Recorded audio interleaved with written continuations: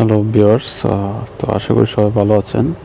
তো আজকে আমি খুবই ইম্পর্টেন্ট একটি টপিক নিয়ে আসছি, যেটি হলো যে আপনার মোবাইল ফোনে কোনো ছবিগুলো আপনার যদি কোনো ডিলিট হয়ে যায়, বা সেক্ষেত্রে অনেকে অনেক ধরনের রিকভারি অ্যাপ বা প্লে স্টোর থেকে অনেক ধরনের অ্যাপ ইউজ করে। তো সেগুলো অনেকগুলো কাজ হয়, এমনকি অনেকগুলো কাজ হয় না বা রিকভারি হয় না। যে আপনার ইম্পর্টেন্ট কোনো পিকচার বা কোনো কিছু, কোনো ডকুমেন্ট যদি ডিলিট হয়, তো সেটিকে আপনি কীভাবে রিকভার করবেন, তো সেটি আজকে আমি আপনাদেরকে দেখাবো। তো অবশ্যই আমি প্রুফ নিয়ে দেখাবো, ঠিক আছে?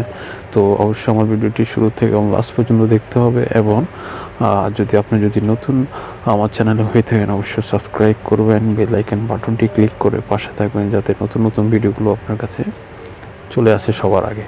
তো সেক্ষেত্রে অবশ্যই আপনি যেটা করতে হবে, সেক্ষেত্রে অবশ্যই আপনাকে এখানে গুগল ফটো নামে একটা অ্যাপ আছে, সেই অ্যাপটিতে যেতে হবে, ঠিক আছে? তো অনেকের মোবাইলে যদি গুগল ফটোটি যদি ডিভাইসে নাও থাকে, তো আপনারা প্লে স্টোর থেকে এটিকে ইনস্টল করে নেবেন, গুগল ফটো।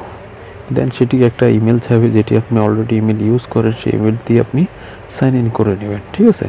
সাইন ইন করার পর আপনাকে যেটা করতে হবে, দেখুন আমি এখন গুগল ফটোতে আছি। তো এটা করার পরে আমার এখানে দেখতে পাচ্ছেন যে আমার পিকচারের যে লোগোটি রয়েছে, জিমেলের যে লোগোটি রয়েছে, সেটিতে ক্লিক করবেন, ওকে? দেন ক্লিক করার পর এখান থেকে আপনি কি করবেন, ব্যাকআপ ইজ অফ, তো ব্যাকআপে যেতে হবে, ওকে? দেন ব্যাকআপে যাওয়ার পরে গুগল ফটোতে যাওয়ার পর সেখান থেকে আপনি ফোন সেটিংয়ে যেতে হবে, ওকে?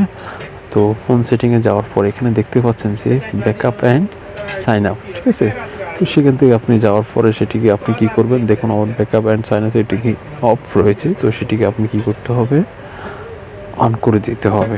দেন অন করার পরে আপনি দেখতে পাচ্ছেন এখানে আপনার সব কিছু আছে, অর্থাৎ আপনার যে গ্যালারির ছবিগুলো আপনি ডিলিট করবেন বা কোনো ডকুমেন্ট ডিলিট করবেন, তো সেটা অলরেডি এখানে কিন্তু ব্যাকআপ আমি অন করে দিয়েছি, সেটার ব্যাকআপ কিন্তু এখানে গুগল ফটোতেও কিন্তু চলে আসবে, ঠিক আছে? তো দেন আপনাকে আরও একটি সেটিং আমি দেখাচ্ছি, সেটি হলো যে আপনি সেম আপনার লোগোতে যাবেন, জিমেলে লোগোতে যাওয়ার পর সেখান থেকে আবার ফোন সেটিংয়ে যেতে হবে। ফোন সেটিংয়ে যাওয়ার পর আপনাকে আবার ব্যাকআপ অ্যান্ড সাইন আপে যেতে হবে, ওকে? দেন সাইন আপে যাওয়ার পর আপনি এখানে নিচে দেখতে পাচ্ছেন ব্যাকআপ ডিভাইস ফোল্ডার, তো সেখানে যেতে হবে, ওকে?